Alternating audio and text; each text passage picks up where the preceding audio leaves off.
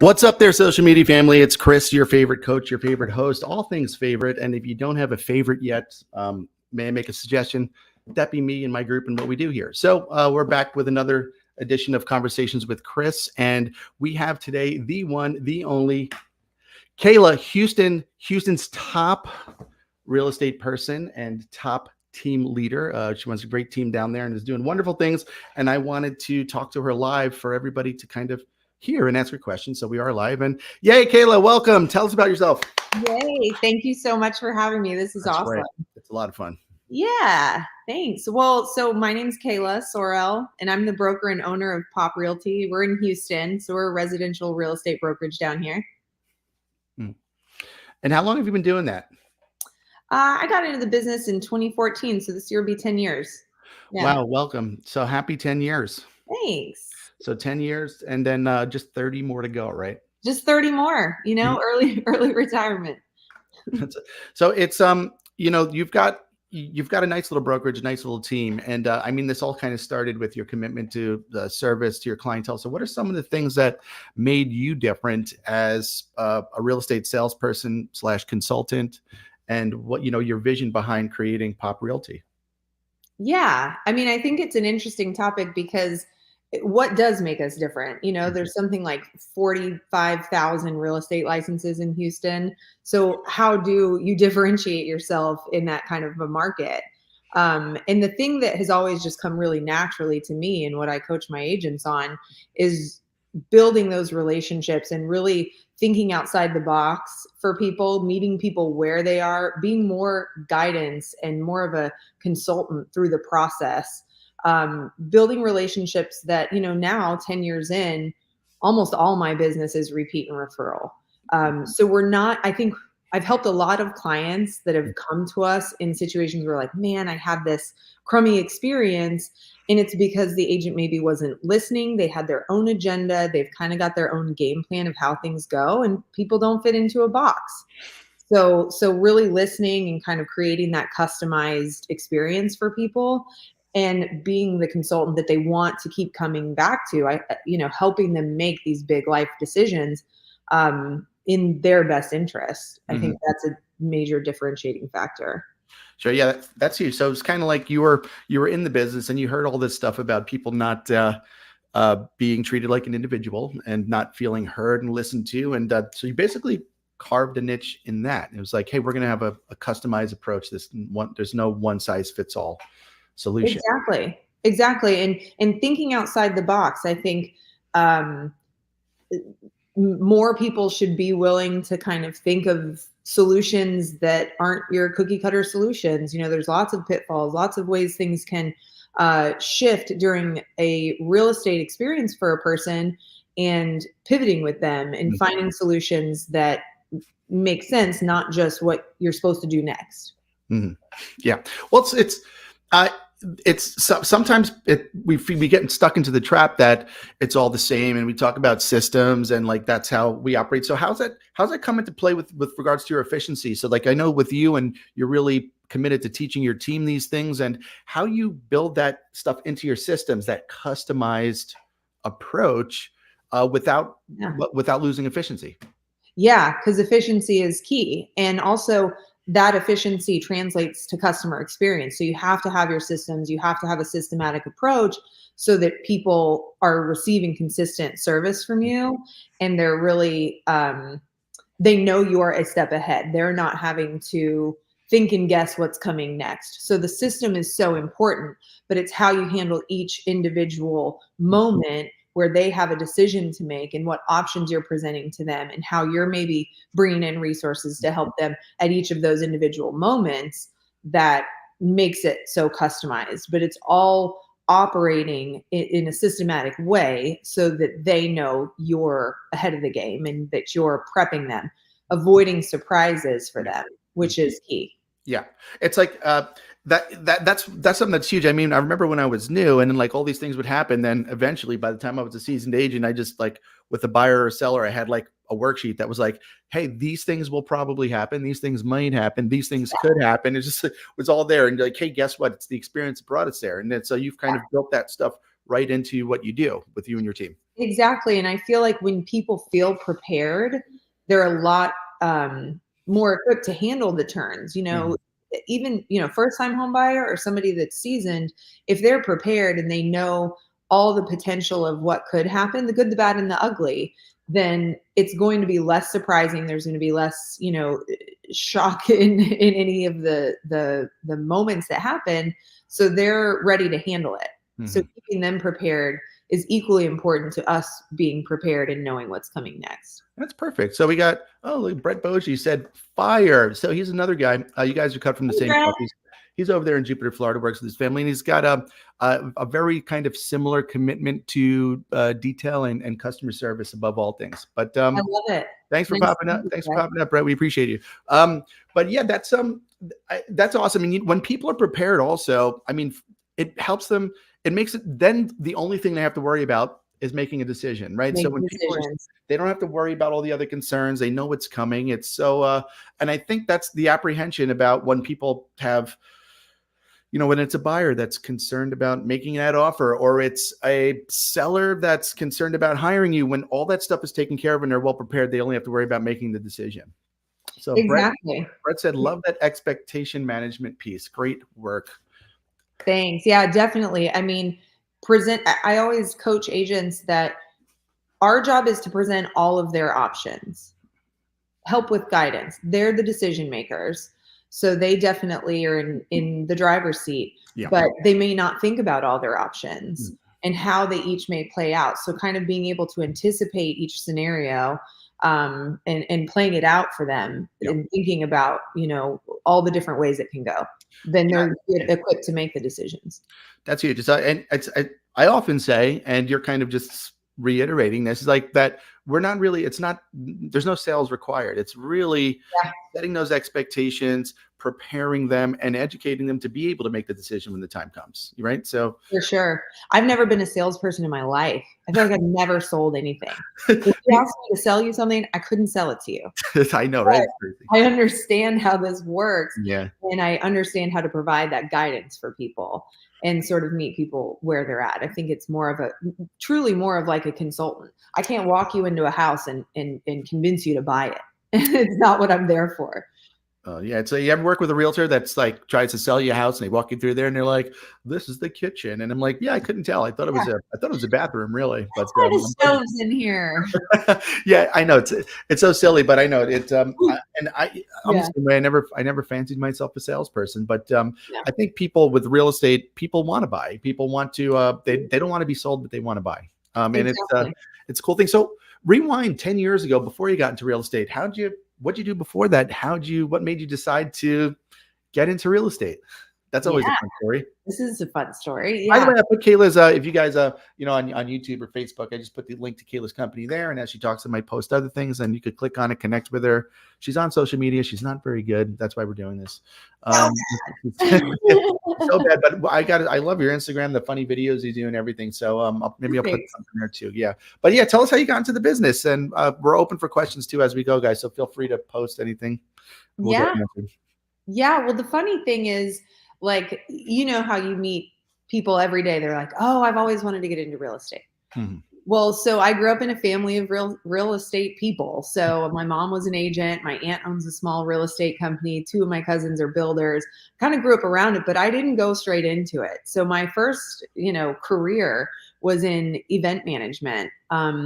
Never weddings or things like that, but my first career was in more like sports and entertainment events, and I built a conference center and things like that. And then there was a pivot. There was like a life moment, that caused a pivot. And I finally, I think going into real estate, a lot of people just have fear. Like, no one's paying your bills out here. no Yep. one's, no one's, writing you that biweekly check and things like that. So getting over the fear of it and just taking the leap I knew I wanted to take I just had to get to that moment. Yeah, that's were you resistant to it because you had family in it? Because I know some people like, I'll never get in the family business and things like that. Like, or because whatever your family does, you kind of want to do something different. I know my family was in the catering business on one side, and on the other side, social workers. And I guess I kind of do both of those things now. But Yeah. were Right. you resistant to it at first? or you were just No, nervous about like, not really. no, you're Not like, yeah, really. jumping It right was in, just and my you're own okay with it was making just your own. getting in my own way. Yeah, just getting in my own way. That's always the case, right? So that look, it's I mean I was I got kicked out of college. I'm like, I guess I'll get into real estate until I figure out what I want to be when I grow up, and the rest was history, right? So I Right? mean, like you built up a pretty big business for yourself. At some point, you decided to go on your own, open up your own brokerage, and tell us about that story. Yeah. So, when I first started in real estate, I joined a team as a buyer's agent. I was actually his first buyer's agent. He was amazing. And he taught me a lot. But I was ready to build a business. Like I'm kind of any job I'd had, any position I'd had professionally before, I always built something. I built something where there wasn't. Mhm. I built a conference center program, or I built, a touring program for VIP events and things with the company that didn't have that before. So I loved the puzzle of building this company. Mm. So I wanted to build a business, not just be an agent. Mm. Nothing wrong with being an agent, but it was in me to want that. Well, we always say that there's, I mean, and I guess it depends what school you come from. I guess because some agents feel like employees and like they're agents, but a solo agent, it's really about building a business for themselves. And I think so few of them get that, and if Yeah. you're in a company, a very company driven, company centric company or something and things like that. But you wanted to build a company, you did it, you had this vision, and you've got a nice team there. So what is it? And in kind of in a world where a lot of people are going towards these virtual models where they're just let me pay as little as I can, give me as little as I can, I want to make as much money as I can, and it's really up to the agent. You're really pouring a lot onto your team and giving a lot to your team. I mean, so tell us Yeah. about some of the things that tell us about some of the things that you, as the leader of that brokerage, do for your people. Yeah, sure. So, I mean, there's all the different models, and I've talked to a lot of agents who, right when they got their license, the name of the game was, yeah, find the lowest split and the often one of the biggest companies. And what I always advise new agents is focus on mentorship. So you can get your license, you can pass the tests, you can, hang your license somewhere and go, tell all your friends that you're an agent and try to Mhm. sell a house. But without the mentorship and the coaching to really go through the process with you, someone to hold your hand through the process at the beginning, and through all of your beginning years, because no transaction is the same, and we still to this day will always learn something from every single transaction. So being able to bring that to my agents and provide the guidance and the mentorship, I think that mentorship piece is key, and that's what some people come to me lacking from where they started off. Yeah, so you would think so it's not you're working with agents that were somewhere else and then they chose to come to you because they were missing something. You think the number one thing they're missing is what to do, a mentor.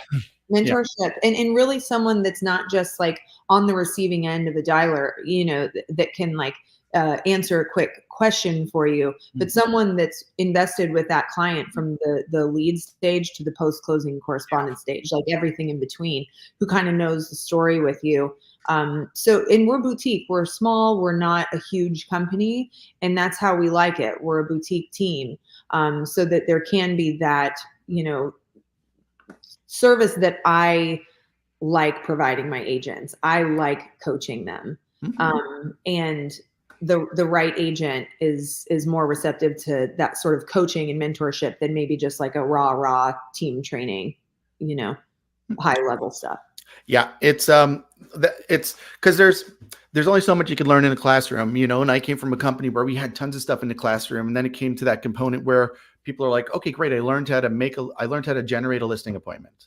Yeah. Uh, really need somebody to go with me, and that's Yeah. I always say the best process for someone to learn that's new is you learn in a classroom, and then that mentorship is like, hey, you watch me do this, then the next stage is we do it together, then you do it on your own, and I watch you do it. And then Exactly. you do it on your own. And it's funny because I'm getting my skydive license, right? So I want to be able to jump alone. And Hey, that's look kind of at like the you. process. Yeah, I want to be able to jump without having someone attached to my back. Yeah. Yeah. You just want to be able to fly. I get it. Yeah. Yeah. And the fact is, if you, and also if you have your own gear, it's $25 a jump, right? That's not bad. I'll make a Nice. day out of it and just keep going. It's nice. Yeah. But yeah, but I think that's, I think every good training organization's got that component in it. And, man, there's a lot of professional learners out there. I don't know, with my office, it was funny with the fundamental class, the things that teach people how to do business, nobody would come. Then all of a sudden you have like how to build your business on social media or something, or using video. Yeah. Like if you have something that's fun, all of a sudden everyone shows up. And Mhm. it's like, listen, you've got to learn how to talk to people first, have conversations. You got to learn how to answer questions, ask great questions. And I know in working with your group, that's what's really fun is they're sponges, your group, So when I go and talk to your group and you're like, wow, that's great. And you're like, well, this is what I would say. How now? Well, wow, I never thought of that. I can't wait to go try it. So, and that application and that doing is the highest form, the highest level of learning is teaching. But right next to that is doing. Yeah. Yeah. Yeah, and it is, real estate, you can, like you said, you can look at the books and you can sit in the classroom and you can hear from Yeah. people who are seasoned, but at the end of the day, there's some on the job learning in this business. You Yeah. can't really just sit and talk an agent through what a transaction is going to look like. They have to experience for it to land and Yeah. then to take something from it. Yeah, that's it's I always say every time I stand in front of a group and I teach them, I say, hey, look, you learn how to play this game on game day, right? It's like Yeah. you could teach someone how to play football or baseball, like in a classroom and taking notes and stuff like that, but you really got to get out there in the field, and that's Hmm. a huge thing, and I think it's really missing. And then people get caught up in all the stuff, and they get inside their own heads, and then they never get out there and do it. It's like I was working with the new agent. She's like, I'm scared to call FSBOs. I don't know. And then she made an appointment. She's like, what do I do? And I'm like, don't worry. We'll send you out there with somebody, so just Yeah. teach you how to make an appointment. Just call them up and get them to say, yes, come on over. Don't worry. We'll teach you how to go get the listing. We'll teach you how to service it. There's so much involved, and you Hmm. really can't learn it until you go through it. And I think every agent, once they get to that closing table, they're like, I get it a little more now. And then with every closing, you get a little more. And then problems and challenges arise. And I think that's where we're at our weight in gold is when everything's going great. It's not as important who you work with as when problems happen, when shit goes down and you want me in Yeah. your corner, that's when it really matters, So Exactly. how do you manage how do you manage having, I mean, you've got a family, you've got this business with these agents, and you yourself are still active and cultivating a tremendous repeat and referral business. How do you manage all that? What are some of the things you do? It's chaos. You prefer the chaos? Well, I am someone that if there's a gap of time, I'm like, oh, I could get that in there. I'm going to fill the time. I'm that's how I manage my time. But honestly, having really great people supporting me, a skill that they ask that interview question when you're Mhm. young and you're doing interviews. It's like, what are your challenges? What are you best at? And what are your challenges? Well, it was always delegation. I'm like, releasing, you build this baby and you just hand somebody over your baby. Feels very counterintuitive sometimes. Not everyone's going to do things exactly how you do it. So learning those delegation skills over the years and learning what to delegate and what not to, and that sort of thing. I think having great people on my team, I have an amazing assistant, Kendra, who my clients love, I love, and she holds down the fort. So having the support, I think, is the only way I can make it happen. And my transaction coordinator, Jessica, is amazing as well. That's awesome. So what's your vision for your team? How do you see this thing growing? So you've got, you've added leverage, and that kind of helps you manage all the stuff. You even got some of your personal stuff leveraged, and that's great too, because I remember, I remember like living in Queens, we have such small yards, and I had a landscaper come in, it was like landscaper came like, every other week and cut the grass and did all the stuff. And one of my neighbors was like, why do you hire a landscaper? Why do you hire a landscaper when our yards are so small? And I'm like, because you're cutting the grass and I'm throwing a ball with my kids. That's why. Exactly. And it's worth the $75 for me, honestly. So you have to know when to spend the money and save your time. Sometimes you have to make those choices. Exactly. It's that time. It's that time money trade off. Constantly, we're asking ourselves. So, like, what's your vision now? You've got this leverage. You're moving forward. You've got a nice group of agents, and you definitely are. I mean, you're the consummate kind of boutique office.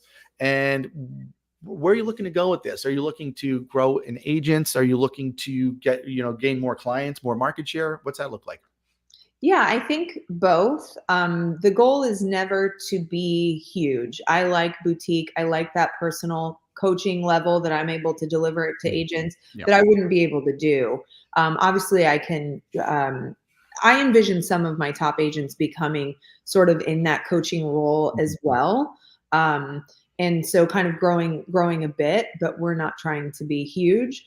I think uh, always one of the things that over time in the business you learn is that real quality of relationship with your clients, and that's what keeps things stable in real estate more than going and buying leads and this and that is developing that. So coaching agents on how to do that and keeping our company somewhat small. That's cool. And I mean, there's so many benefits, but small is relative. When you say small, does that mean an agent count? Yeah, that's what I meant. Yeah, yeah. So what are you thinking? What's your dream I mean, agent count? I would think less than 25. Keep it under 25. Wow. So that's like Navy SEALs, right? So you have this. Yeah. Again, everybody, we're live with Kayla. If you guys have any questions, feel free to post something in the comments, and then we'll see it up here, and we'll put it up here just like this.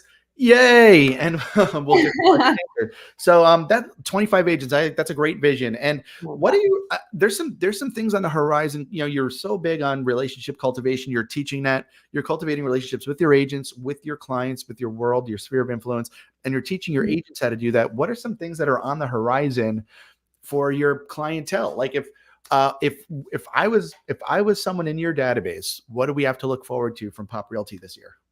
Yeah, so we have an annual event calendar. So we've got some client appreciation events coming up and stuff. And we've got a lot of clients that have kids and things, so we're going to incorporate some of that. And then we've got Christmas celebrations and different things. So lots of getting together and cultivating the relationships. You got some fun stuff. And honestly, our clients are amazing. Like letting them network together is my goal. Letting them meet each other, because I get to meet all of them. Yeah. And I'm like, man, they would love these people, really making sure that we're providing them opportunity too. Lots of them in similar businesses and things like that. So providing the networking options for them.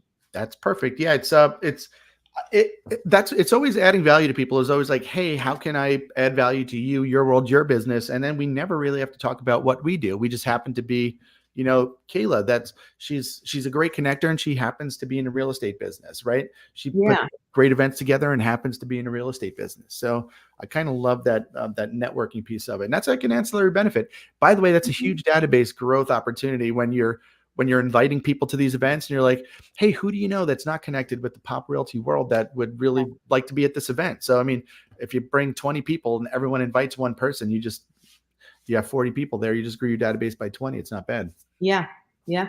Definitely. I like it. So what's in store for your agents? What do your agents and the future agents of Pop Realty have to look forward to by the end of 2024? Clearly, they'll be involved with those parties. Well, they'll love the client appreciation stuff. And also we do team building events, and we get to, so the thing about us at Pop, Houston's big. I don't know how familiar you are with Houston, but it's a big city. So we're all over the place, and we cover most of the city. There's not many places that we don't know well. So we're mostly virtual in our day-to-day. So for agents, we have our get-togethers, we have our trainings that are very pointed, specific trainings to skills that they can actually have takeaways from. We're not big on just the rah cheerleading. We want to give you value. So the trainings are there. Obviously, being able to use those client appreciation events for their network as well, and help us support them in building that in those relationship building skills, and the coaching and the culture. I think it's easy to get, with this many agents in a city, it's easy to get into this business and flounder and not know where you belong. So giving agents that place where they know they've got all the resources they need, and they've also got sort of direct line access to coaching, training, mentorship, the events, the team building, and all of that. That's I mean, who could say no to that? So you're looking to I mean, Houston's huge, but you're looking to stay in Houston, be boutique, be local, and kind of create these events that your agent team can tap into as well and start inviting people to and all that. So if you had to say that there was an approach that helped you build your business, the one thing that really, going back to when you first started, what was the thing or the things that really kind of threw gasoline on your fire that helped you grow your business that you're now passing down to your agents? Yeah. So very first thing, I feel like there's two types of people. You go into the business and you're either the person that's like, I'm going to market the hell out of myself and then I'll figure it out as I go. And then you have people who are like, I'm going to learn everything I possibly can so that I know what I'm doing. And just personality wise, I happen to be the latter. So when I jumped in, I just wanted to learn everything I could. So that's where joining someone who was a successful agent who had more business than he could handle, started to build a team, and joining as a buyer's agent, getting that mentorship that I got was the only thing that let me build the foundation to this. And also,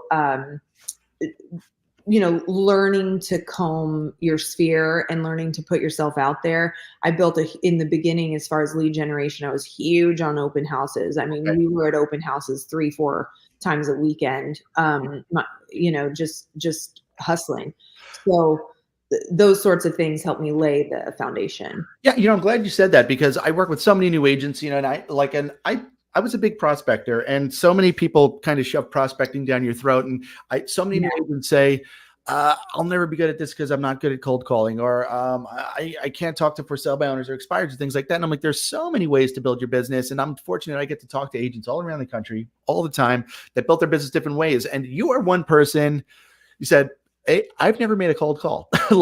Not one in my life. Okay, you've got this huge business. You've never made a cold call. So you did it by started with a sphere of influence. Like, did you start from scratch, just kind of like saying, who do I know, and connected with people, or did you just get right into open houses? So I was lucky to be in Houston, where I've been for many years, and I have a nice network of people. I really started there. I started spreading the word there. People that already knew and trusted me, certainly, but then we definitely dove right into the open houses too. I find, and yeah, you and I built our businesses totally different. Like you said, I've never made a cold call in my life. I've never called a FISBO.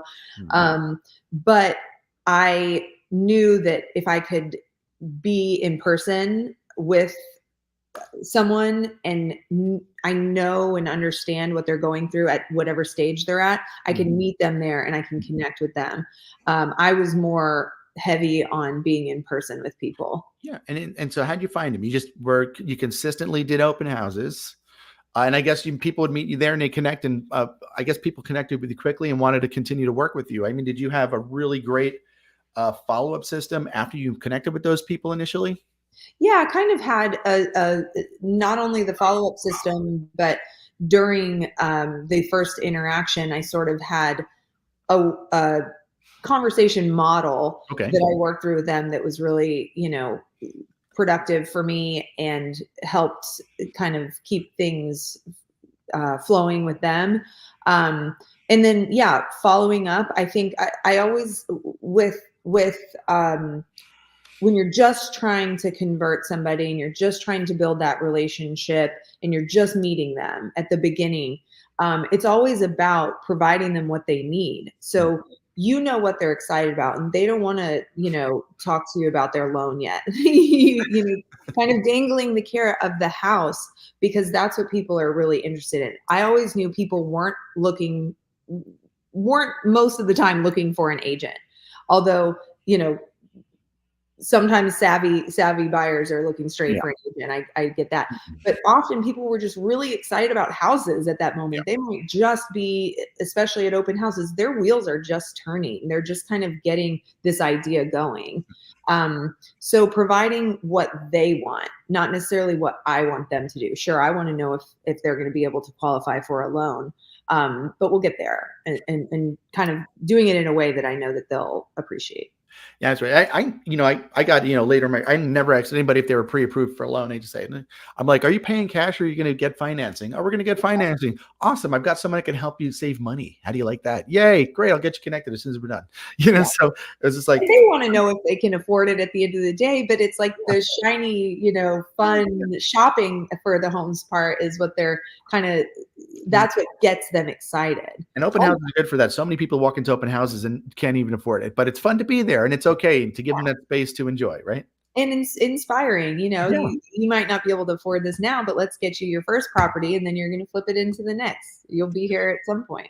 Yep, it's one of those things. Well, here we go. Let's start this journey. And I think when you said buyers aren't always looking for an agent, I always say buyers are looking for properties typically, and sellers are looking for agents at some point, or looking for how to do it without an agent. One of those things. But buyers, I think they start looking at houses, and I think when it gets to the point where it's getting serious and they're getting time where they have to making offers and things like that, I think that's when buyers I think we need to find an agent. So quite often when, I would get a buyer that's like, hey, we're looking for a great agent to work with. They've had some rough experiences or they're already kind of involved in the process. I mean, I don't know if you've ever gotten a call. Hey, we saw a house. We've never met. We heard good things about you. We saw this house. We want to make an offer, but we don't trust the listing agent. Can we put the offer in through you? And I'm like, oh man, this is going to be a nightmare. If you don't trust the listing agent, I guarantee you they're not going to be too happy with me giving them a call and saying, hey, thanks for showing these people a house. They want to put the offer in through me. Yeah. That's going to go over like a ton of bricks. Which does happen. And I think it's, and that's why it's so important to educate the world out there, which, thank you for doing that. Thank you for, educating agents as well as your clientele. And it sounds like you've got a great group of clients. I've met your agents. They're wonderful as well. And I mean, is there anything I didn't ask you, any parting words that you'd want to, send out there to an agent or a business owner or anything that you wish you could kind of, rewind 10 years ago and tell yourself? Oh man. I mean, the biggest thing that propelled my career is letting go of fear, letting go of apprehension. The most success I've ever achieved at various points is right after I made a decision that was kind of risky. You're never going to have that. Like I'm 100%. Well, maybe some people do. I'm 100% ready and I'm 100% prepared. And I know I'm going to be 100% successful. And now I'll take the plunge. I mean, at some point you're free falling a little bit. So taking that plunge when you feel it. You jump in, right? So I think there was a book that I read one time. I forgot what the book was, but they used the reference of there was about a World War II sniper that had said if I'm 70% sure I'm going to hit it, I pull the trigger. 70%. So that started being in my head, 70%. Yeah, let's do this. Right. So I think, that's helped me. And that's exactly the same thing that you're saying. And we're never, because look, we've got high D behavior. We're like ready, fire, aim, clean up on aisle 9, right? And then we've got the people in our world that are like ready, aim. That's